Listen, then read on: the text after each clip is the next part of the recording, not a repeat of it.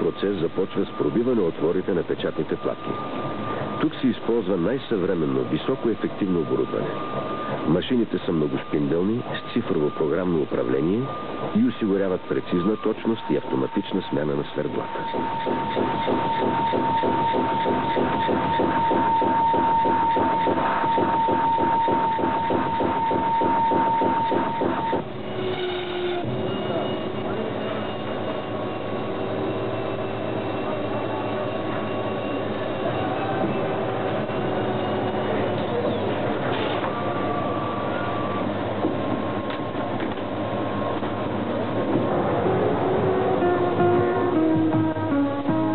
Метализацията на отворите на печатните платки е процес, от който най-много зависи качеството и надежността на електронните възли.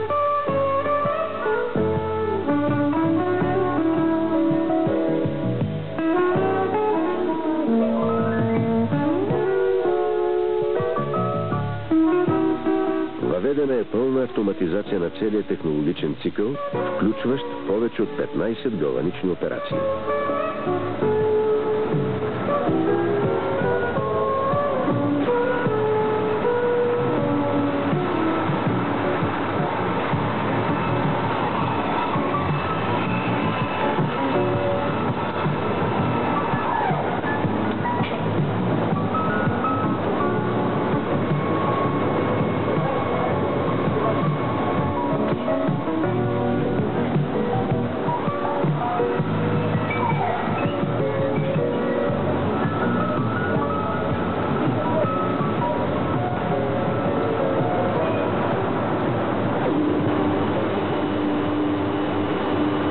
В зависимост от сложността и серийността на всеки вид платка се определя и съответният метод за нанасяне на печатната схема – ситопечат или фотопечат.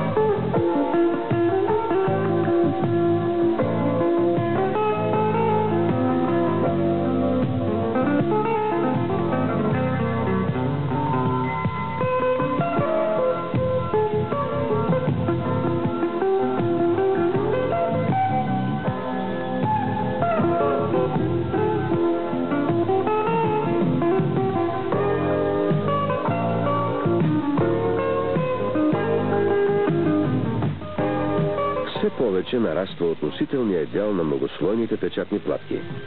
Усвоено е производството на 8-слойни платки, а в новите разработки броят на слоевете достига 16.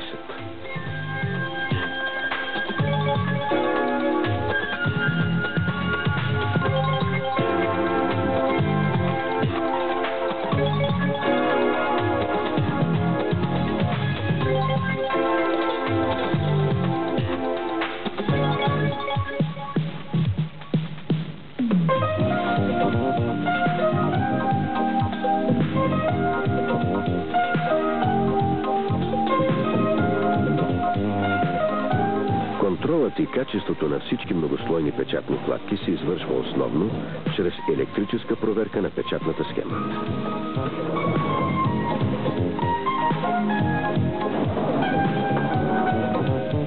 Сложни и разнообразни са химичните процеси при производството на печатни платки. Затова не може и без кухнята, както шеговито наричат отделението за подготовка на разтвори.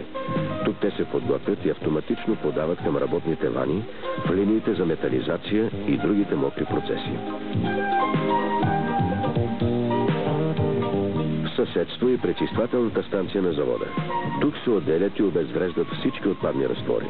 Пречистват се отпадните води и основна част от тях отново се връщат в оборотен цикъл.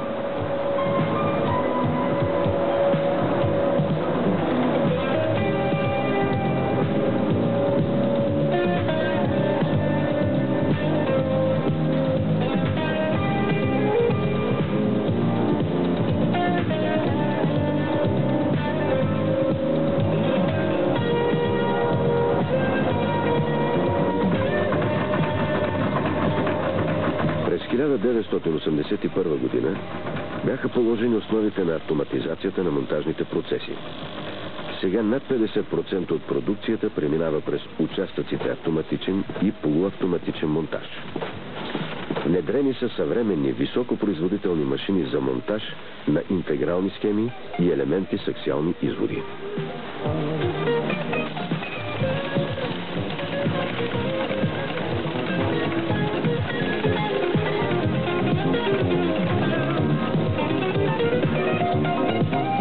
Използват се все повече полуавтоматични работни места.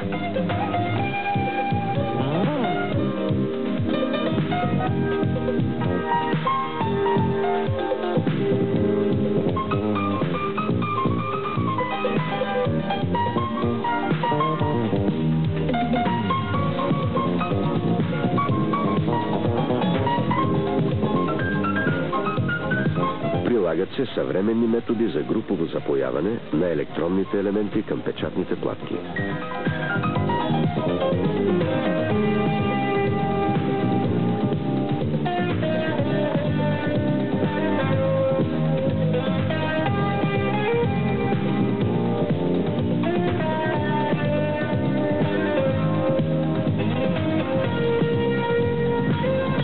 Тестването на готовите възли е един от най-важните и отговорни процеси. Всички цифрови печатни платки се проверяват на автоматизирани системи.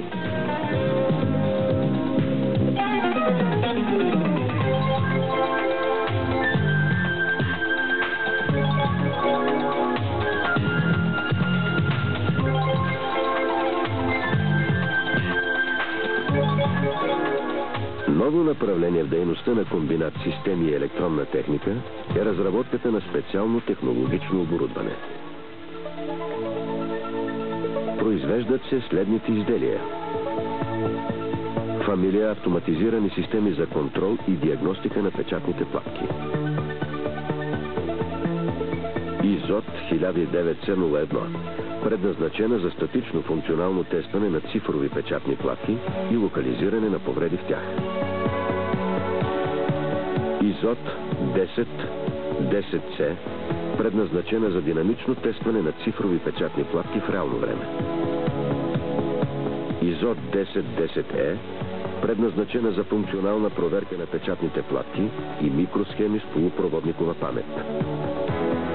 ИЗОТ 1012C01, предназначена за автоматизирано генериране на тестови програми за измерване и диагностика на печатни платки на АИС ИЗОТ 1009C01.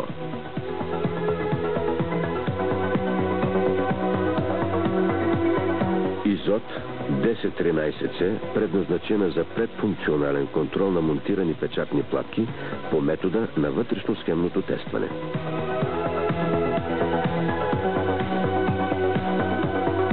Фамилия измервателни прибори. ИЗОТ 9202 програмируем функционален генератор. ИЗОТ 9203 универсален честотомер. ИЗОТ 9204D програмируем мултиметър 5,5 цифри. Фамилия програмируеми електронни токоизправители ИЗОТ 9205.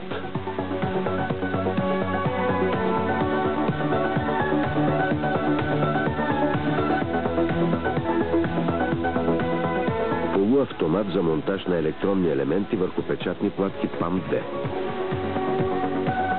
Устройство за полуавтоматичен монтаж на печатни платки, обезпечаващо изрязване и подгъване изводите на електронните елементи ПАМ-3. Устройство за архивиране на данни върху дискета Изодиск 01.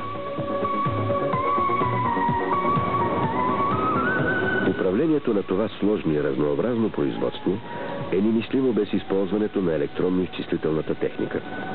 Тук, в информационните масиви на електронно-изчислителната машина, се поддържа пълна нормативно-справочна база. Внедрява се комплексна автоматизирана система за управление.